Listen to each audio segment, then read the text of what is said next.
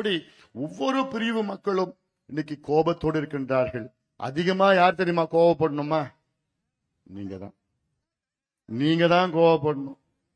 பெண்கள் தான், தாய்மார்கள், பெற்றோர்கள், தாய்மார்கள் அதிகமா நீங்க கோபப்படணும். காரணம், உங்களுடைய பிள்ளைகள் பேர பிள்ளைகளை அழித்து கொண்டிருக்கின்றார்கள். எதை வேணா மன்னிக்கலாம், ஆனா உங்க பிள்ளைகளையும் பேர பிள்ளைகளுடைய எதிர்காலத்தை அழித்து கொண்டிருக்கின்றார்கள். எப்படி தெரியுமாமா? ஓ, திமுக ஆட்சிக்கு வந்தது 67 வந்தது. அண்ணா அவர்கள் முதலமைச்சர் ஆனாரு. அவர் நல்ல ஆட்சியை கொடுத்தார். ஆனா 2 வருஷம் தான் இருந்தார் அண்ணா அவர்கள். 69 அவர் தவறிட்டார். தவறின உடனே பிறகு யார் வந்தார்? கலைஞர் வந்தார் முதலமைச்சரா. கலைஞர் முதலமைச்சரா வந்த பிறகு உடனடியாக அவர் செஞ்ச முதல் வேலை என்ன தெரியும்ல? மூடி இருந்த சாராய கடையை திறந்து விட்டார். எவ்வளவு பெரிய ஒரு துரோகம்! அதுக்கு முன்னாடி சாராய கடையெல்லாம் மூடி இருந்தது தமிழ்நாட்டுல. கலைஞர் வந்தாரு, பார்த்தாரு, வருமானம் வரணும்னு சொல்லிட்டு சாராய கடையை திறந்து விட்டார். அப்படி கலைஞர் சாராய கடை திறந்த காரணத்தால் 3 தலைமுறைகள் குடிக்கு அடிமையாக இருந்து அழிந்து கொண்டிருக்கிற 3 தலைமுறைகள். யாரு? உங்க தாத்தா, உங்க அப்பா, உங்க பிள்ளைகள் அடிச்சிட்டாங்க. இப்ப மது இல்லாம தமிழ்நாட்டினுடைய இளைஞர்கள் மது இல்லாம இருக்க முடியாத ஒரு சூழல். சாயங்காலம் 6 மணி ஆனா கிடு இல்லாம இருக்க முடியல. அது மாதிரி பண்ணி விட்டானுங்க படுபாவிங்க. இப்ப ஸ்டாலின் அவர்கள் ஒரு படி மேலே போய் என்ன பண்ணிட்டார் தெரியுமா? சரி, அவங்க அப்பா தான் சாராய கடை திறந்தாரு. ஸ்டாலின் அவர்களால் தமிழ்நாட்டில் போதை பழக்கம் அதிகமாக அடிச்சிச்சு. போதை சாராயம் குடிச்சாலும் போதை வரும். ஆனா போதை பொருள் பயன்படுத்தி, போதை பொருள்னா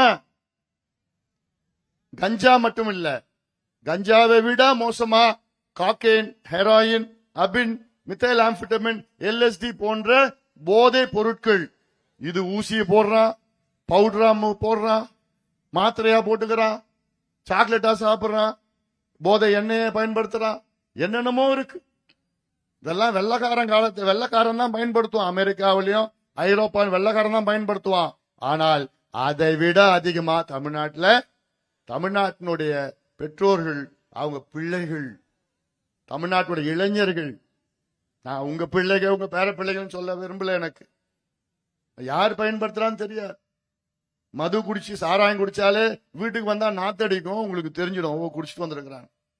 ஆனா போதை மாத்திரை, போதை ஊசி போட்டா தெரியாது. வருவான், அமைதியா வருவான், படுப்பான், சாப்பிடுவான், போவான், வெளில போவான், தெரியாது, அப்படியே இருப்பான்.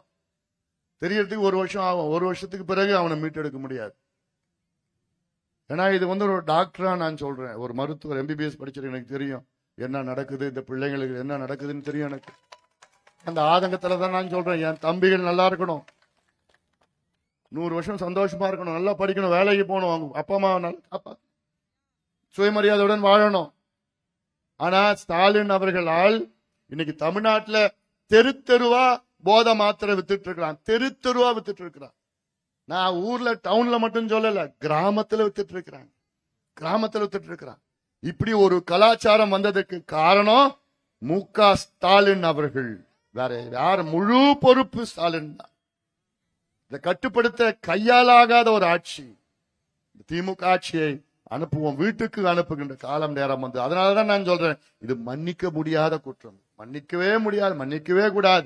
பெற்றோர்கள், தாய்மார்கள் இந்த போதை பழக்கத்தை, போதை மாத்திரை போதை மருந்தை பயன்படுத்தினானா அவன் மிருகமா ஆயிடுறான்.